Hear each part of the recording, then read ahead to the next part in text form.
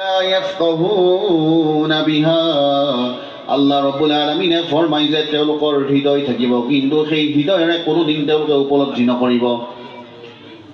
আল্লাহ ৰব্বুল আলামিনে ফৰমায় ওয়ালাহুম আ'য়ুনুল লা ইউবসিৰুনা বিহা তেওঁলোকৰ চকু থাকিব কিন্তু সেই চকুৰে কোনোদিন তেওঁলোকে দেখা নাপাব। আল্লাহ তাআলাই ফৰমায় ওয়ালাহুম আযানুল লা ইয়াসমাউনা বিহা আল্লাহ ৰব্বুল আলামিনে ফৰমায় তেওঁলোকৰ কাণ থাকিব কিন্তু সেই কাণেৰে কোনোদিন তেওঁলোকে শুনা নাপাব। আল্লাহ তাআলাই ফরমায় উলাইকা কাল আনআম আল্লাহ তাআলাই ফরমায় সেই সকল ব্যক্তি মানুহ কেতিয়াও হ'ব নোৱাৰে, তেওঁলোক হৈছে একে জীৱ জন্তুৰ দৰে। বালহুম আদল আল্লাহ তাআলাই ফৰমায় সেই সকল ব্যক্তি নিকৃষ্ট পথভ্ৰষ্ট। উলাইকা হুমুল গাফিলুন আল্লাহ তাআলাই ফরমায় সেই সকল ব্যক্তি গাফিল ব্যক্তি। গতিকে আমাক হৃদয় দিছে, চকু দিছে, কাণ দিছে, সকলো দিছে আল্লাহ পাকে। যদিহে আমি সেই হৃদয় অনুভৱ কৰিব লাগিব, দেখি আমি জানি কেনে শিকিব বুজিব চেষ্টা কৰিব লাগিব, তেতিয়াহ'লে আমাৰ জিন্দগী কামিয়াব হ'ব। আমি চিন্তা কৰিব লাগিব, প্ৰত্যেকজন ব্যক্তিয়ে ভাবিব লাগিব যে আমি কোনো সাধাৰণ ব্যক্তি নহয়, আমি আল্লাহৰ নবী সাল্লাল্লাহু আলাইহি ওয়াসাল্লামৰ উম্মত হয়। আৰু যিজন নবী সাল্লাল্লাহু আলাইহি ওয়াসাল্লামৰ পবিত্ৰ আঙুলি মুবাৰকৰ ইশাৰাত এই চন্দ্ৰ দুই টুকুৰা হৈ যায়, যিজন নবী সাল্লাল্লাহু তাআলা আলাইহি ওয়াসাল্লামৰ পবিত্ৰ আঙুলি মুবাৰকৰ ইশাৰাত ডুব যোৱা সূৰ্য পুনৰ উদয় হওক, সুবহানাল্লাহ। যিজন নবী সাল্লাল্লাহু আলাইহি ওয়াসাল্লামৰ উছিলাই তেখেতৰ সেই ইশাৰাত আল্লাহ নবী সাল্লাল্লাহু আলাইহি ওয়াসাল্লামৰ ইশাৰাত পৃথিৱীৰ সকলো কায়নাতৰ সকলো বস্তু আল্লাহ নবী সাল্লাল্লাহু আলাইহি ওয়াসাল্লামৰ ইশাৰা হাজিৰ হৈ যায়।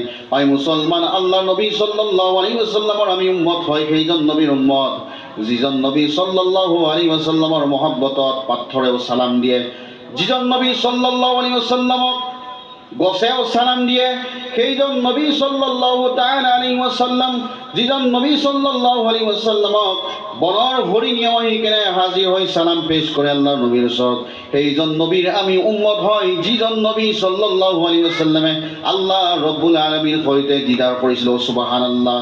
সেইজন নবীৰ উম্মত যিজন নবী সাল্লাল্লাহু আলাইহি ওয়াসাল্লামক আল্লাহ ৰব্বুল আলামিনে ইমামুল আম্বিয়া সৰ্বশ্ৰেষ্ঠ নবী, সবাতোতকৈ ডাঙৰ নবী হিচাপে, সকলো নবীৰ ইমাম হিচাপে আল্লাহ ৰব্বুল আলামিনে যাক নেকি নিযুক্তি দিছে, সেইজন নবী মুহাম্মদুৰ ৰাসূলুল্লাহ সাল্লাল্লাহু আলাইহি ওয়াসাল্লামৰ আমি উম্মত সৌভাগ্যৱান।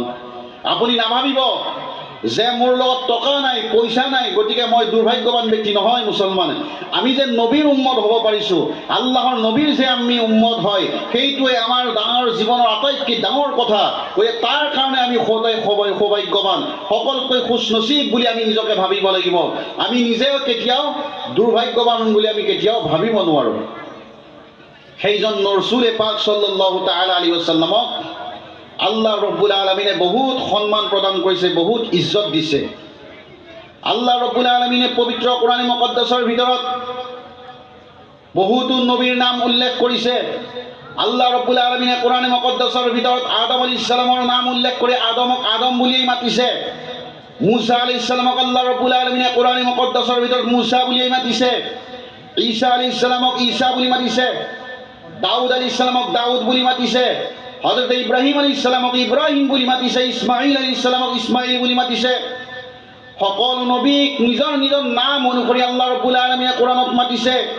কিন্তু আমাৰ নবী সাল্লাল্লাহু আলাইহি ওয়াসাল্লামৰ নাম যেতিয়া আল্লাহ ৰব্বুল আলামিনে কোৰাণত উল্লেখ কৰিলে, আল্লাহ রব্বুল আলামিনে আমার নবীক মাতিলে ইয়া আইয়ুহাল মুজাম্মিল, সুবহানাল্লাহ। আল্লাহ রব্বুল আলামিনে আমার নবীক যেতিয়া মাতিছে সুন্দৰ লকবৰ সৈতে, সুন্দৰ উপাধিৰ সৈতে, সুন্দৰ টাইটলৰ সৈতে আমাৰ নবীক মাতিছে। আল্লাহ ৰব্বুল আলামিনে আমাৰ নবী সাল্লাল্লাহু আলাইহি ওয়াসাল্লামক মাতিছে ইয়া আইয়ুহাল মুদ্দাসসির। আল্লাহ রব্বুল আলামিনে আমার নবীক মাতিছে ইয়াসিন। আল্লাহ রব্বুল আলামিনে আমার নবীক মাতিছে তাহা। আল্লাহ রব্বুল আলামিনে আমার নবীক মাতিছে ইয়া আইয়ুহার রাসূল। আল্লাহ রব্বুল আলামিনে আমার নবীক মাতিছে ইয়া আইয়ুহান নবী। আল্লাহ রব্বুল আলামিনে বিনা লকবে, বিনা উপাধিৰে আমাৰ নবীক মাতা নাই। সন্মানৰ সৈতে, ইজ্জতৰ সৈতে, মৰ্যাদাৰ সৈতে আমাৰ নবী সাল্লাল্লাহু আলাইহি ওয়াসাল্লামক আল্লাহ ৰব্বুল আলামিনে মাতিছে, সুবহানাল্লাহ। গতিকে সেইজন নবীৰ ইজ্জত বুজিব লাগিলে তেওঁৰ সন্মান বুজিব লাগিলে আমি কোৰআন কাৰিমক পঢ়িব লাগিব, কোৰআন মুকদ্দাছৰ তিলাৱত কৰিব লাগিব। কোৰআন শৰীফক পঢ়িলে আমি নবীৰ সন্মান বুজি পাম। আজি যিসকলে নবীৰ সন্মানৰ অস্বীকাৰ কৰে, যিসকলে নবীৰ আজমত ইজ্জতৰ কথা অস্বীকাৰ কৰে, মোৰ ইছলাম দৰদী ভাই বন্ধুসকল, তেওঁলোকে কোৰআন মুকদ্দাছত তিলাৱত কৰা উচিত। আমি সুন্নী মুছলমান হয় আলহামদুলিল্লাহ, আহলে সুন্নতল জামাতৰ প্ৰত্যেকজন ব্যক্তিয়ে আল্লাহৰ নবীৰ মহব্বত দিলৰ ভিতৰত ৰাখি আল্লাহৰ নবীক তাজিম ও সন্মান ও ইজ্জত ও মৰ্যাদা প্ৰদান কৰি আমি নবীৰ মহব্বতত প্ৰত্যেকখন মিলাদত, প্ৰত্যেকটো অনুষ্ঠানত, প্ৰত্যেকখন মজলিছত আল্লাহৰ নবীৰ মহব্বতত ইয়া নবী সালাম আলাইকা পঢ়ি আছো, সুবহানাল্লাহ, ইয়া ৰাসূল সালাম আলাইকা পঢ়ি আছো, ইয়া হাবিব সালাম আলাইকা পঢ়ি আছো, সলাৱাতুল্লাহ আলাইকা বুলি আল্লাহৰ নবীৰ দৰবাৰত সুন্দৰ আলকাবৰ সৈতে, সুন্দৰ উপাধিৰ সৈতে আমি নবী সাল্লাল্লাহু আলাইহি ওয়াসাল্লাম সদায় মাতি আছো। গতিকে আমি সদায় ভাগ্যৱান, খুচ নচিব মোৰ ইছলাম দৰদী ভাই বন্ধুসকল। সেইজন নবী সাল্লাল্লাহু আলাইহি ওয়াসাল্লামক ইছলাম প্ৰচাৰ যেতিয়া তেখেতে কৰিছিল, আমাৰ নবী ৰাহমাতুল লিল আলামিনৰ ওপৰত বিভিন্ন ব্যক্তিয়ে বিভিন্ন সময়ত অত্যাচাৰ কৰিছে, বিভিন্ন কষ্ট আল্লাহৰ নবীক দিছে। এদিনাখন আমাৰ নবী সাল্লাল্লাহু আলাইহি ওয়াসাল্লামে যেতিয়া কাবা শৰীফৰ সেই সমীপতে কাবা শৰীফৰ ওচৰতে যেতিয়া আল্লাহৰ নবীয়ে নামাজ আদায় কৰি আছিল, সেই সময়তে কেইজনমান আহলে কুৰাইশৰ তৰফৰ পৰা কেইজনমান ব্যক্তি আহি আল্লাহৰ নবী যেতিয়া সিজদাত গৈছে, আল্লাহৰ নবী সিজদাত যোৱা অৱস্থাত আল্লাহৰ নবী সাল্লাল্লাহু আলাইহি ওয়াসাল্লামৰ ডিঙি মুবাৰকত আল্লাহৰ নবীৰ ৰুমালখন বান্ধি কেনে গাঁঠি দিছে। আল্লাহু আকবাৰ, গাঁঠি দিছে আল্লাহৰ নবীৰ সেই ডিঙি মুবাৰকত। সেইখন মেৰিয়াই মেৰিয়াই কেনে গাঁঠি যেতিয়া দিলে, তেতিয়া হযৰত আবু বকৰ সিদ্দিক ৰাদিয়াল্লাহু তাআলা দৌৰি আহি কেনে আল্লাহৰ নবীক সেই সময়ত সেইজন ব্যক্তিক ঠেলা দি কেনে বচাইছিল, আল্লাহৰ ৰাসূল সাল্লাল্লাহু আলাইহি ওয়াসাল্লামৰ হিফাজত কৰিছিল। তাতেই সকলো শান্ত নাথাকি আল্লাহৰ নবীৰ ওপৰত এনেকুৱা অত্যাচাৰ, এনেকুৱা নিৰ্যাতন কৰিছিল বিভিন্ন সময়ত। এদিনাখন আমাৰ নবী মুস্তাফা সাল্লাল্লাহু আলাইহি ওয়াসাল্লাম যেতিয়া মক্কা শৰীফৰ বাৰান্দাত যেতিয়া নামাজ পঢ়ি আছে, কাবা শৰীফৰ ওচৰত যেতিয়া নামাজ পঢ়ি আছে, আবু জাহিলে চিন্তা কৰিলে যে আজি নবী মুহাম্মদুৰ ৰাসূলুল্লাহ সাল্লাল্লাহু আলাইহি ওয়াসাল্লামক কেনেকৈ কষ্ট দিয়া যায়, কেনেকুৱাকৈ মানসিক অত্যাচাৰ কৰা যায়। তেতিয়া আবু জাহিলে ক'লে যে মক্কাবাসীসকল, এই আহলে কুৰাইশবাসীসকল, আজি মক্কাৰ কোন ঠাইত উট জবেহ কৰা হৈছে, যি ঠাইত নেকি উট জবেহ কৰাইছে, সেই উটৰ পেটৰ যিবিলাক নেকি নাড়ীবোৰো আছে পেটৰ ভিতৰত থকা, এই সকলোবিলাক লৈ আহা। তেতিয়া এজন ব্যক্তি গ'ল, দৌৰি গ'ল, এঠাইত উট জবেহ কৰিছিল, সেই উটৰ পেটৰ পৰা যিবিলাক নাড়ীবোৰো আছিল সকলো অপবিত্ৰ বস্তু লৈ আহি কেনে আমাৰ নবী মুহাম্মাদুল লিল আলামিন যেতিয়া সিজদাত গৈ কেনে সুবহান ৰাব্বিয়াল আলা, আল্লাহ ৰাব্বুল আলামিনৰ যেতিয়া জিকিৰ কৰি মশগুল হৈ আছিল, সিজদাত যেতিয়া সিজদাৰ হালত আছিল, আল্লাহ নবী সাল্লাল্লাহু আলাইহি ওয়াসাল্লামৰ পবিত্ৰ তেখেতৰ সেই পিঠি মুবাৰকৰ ওপৰত সেই উটৰ পবিত্ৰ নাড়ীবোৰবিলাক যেতিয়া ৰাখি দিছিল, মা ফাতিমাতুজ জাহৰা ৰাদিয়াল্লাহু তাআলা আনহা দৌৰি আহি কেনে নিজৰ আব্বাজনক সাৱটি ধৰিছে, ইয়া ৰাসূলুল্লাহ, ইয়া হাবিবাল্লাহ, ও মোৰ মহব্বতৰ আব্বাজান, আপোনাৰ সেই পবিত্ৰ শৰীৰক কোনজন ব্যক্তিয়ে অপবিত্ৰ কৰিলে। লগে লগে মা ফাতিমাতুজ জাহৰা ৰাদিয়াল্লাহু তাআলা আনহা দৌৰি আহি কেনে সেই অপবিত্ৰ সেই নাড়ীবোৰো যিমানবিলাক তেওঁ পিঠি মুবাৰকৰ ওপৰত দিছিল সকলোবিলাক চাইড কৰি কেনে আল্লাহ নবী সাল্লাল্লাহু আলাইহি ওয়াসাল্লামক সুন্দৰ চাফ চিকুণ কৰি দিছিল। মুছলমান এনেকুৱাভাৱে আল্লাহৰ নবীৰ ওপৰত বিভিন্ন সময়ত কি কৰিছিল, বিভিন্ন অত্যাচাৰ। আৰু বহুত আছে এনেকুৱা উদাহৰণ যে আল্লাহৰ নবীৰ ওপৰত মানসিক, শাৰীৰিক বিভিন্ন তেখেতক কষ্ট দিয়া হৈছিল, তথাপি তেখেতে ইছলামৰ পৰা, ইমানৰ পৰা তেখেতে দূৰ হৈ যোৱা নাছিল। ইমানৰ পৰা আল্লাহৰ নবী কোনোদিন দূৰ হৈ যোৱা নাছিল। আনকি এনেকুৱা ব্যক্তি আহিছে, আহি কেনে মুহাম্মদুৰ ৰাসূলুল্লাহ সাল্লাল্লাহু আলাইহি ওয়াসাল্লামক কৈছে যে মুহাম্মদ সাল্লাল্লাহু আলাইহি ওয়াসাল্লাম, আপুনি যে ইছলামৰ প্ৰচাৰ কৰি আছে, আপুনি কি স্বাৰ্থত, কি উদ্দেশ্য লৈ ইছলামৰ প্ৰচাৰ আৰু প্ৰসাৰ কৰি আছে? এই মুহাম্মদ সাল্লাল্লাহু আলাইহি ওয়াসাল্লাম, যদি আপুনি আৰবৰ কোনো সম্ভ্ৰান্ত ঘৰৰ ছোৱালী বিবাহ কৰিব বিচাৰে তেনেহ'লে আপোনাক বিবাহত দিয়া হ'ব। যদি আপোনাক সাম্ৰাজ্য লাগে, দৌলত লাগে, চহৰত লাগে, আপোনাৰ কদম মুবাৰকত আনি ৰাখি দিয়া হ'ব। যদি আপুনি গভৰ্ণৰ হ'ব বিচাৰিছে কোনো এখন চহৰৰ, আপোনাক গভৰ্ণৰ সজাই দিয়া হ'ব। তথাপি আপুনি ইছলামৰ প্ৰচাৰ কৰা আপুনি বন্ধ কৰক। তেতিয়া আমাৰ ৰসুলে কি কৈছিল জানে?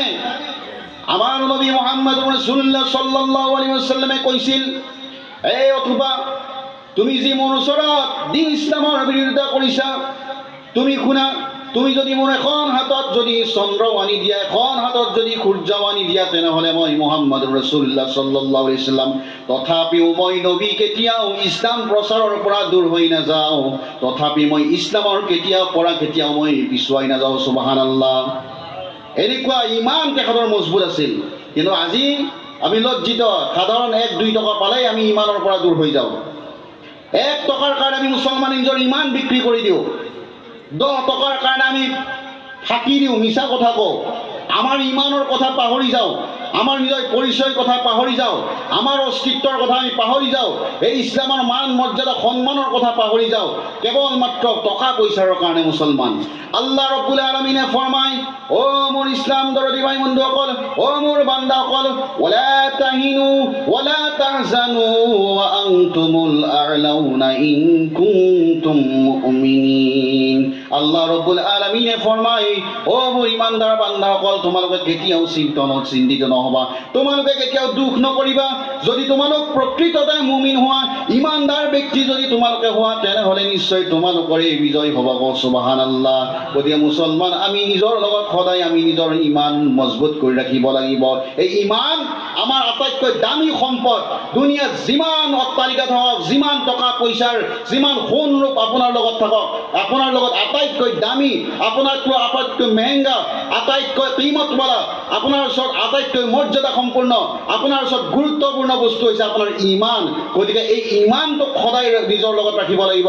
যাৰ ইমান নাই তাৰ কোনো দিন নাই, যাৰ দিন নাই তাৰ কোনো অস্তিত্বই নাই, যাৰ অস্তিত্বই নাই তাৰ কোনো নেকি নাই, যাৰ নেকি নাই তাৰ কাৰণে জান্নাত নাই, আৰু জান্নাত নহ'লে আমাৰ জীয়াই থকাৰ কোনো অধিকাৰেই নাই। গতিকে মুছলমান, আমাৰ মাজত আমি ইমানটো সদায় মজবুত কৰি কেনে আমি ৰাখিব লাগিব। চাবিতে কদম আমি নিজৰ হকত আমি স্থিৰ হৈ থাকিব লাগিব। এই ইমানৰ পৰা আমি কেতিয়াও দূৰ হৈ যাব নোৱাৰোঁ, ইমানৰ পৰা আমি কেতিয়াও খাৰিজ হৈ যাব নোৱাৰোঁ। মুছলমান দৰদী ভাই বন্ধুসকলে, সেই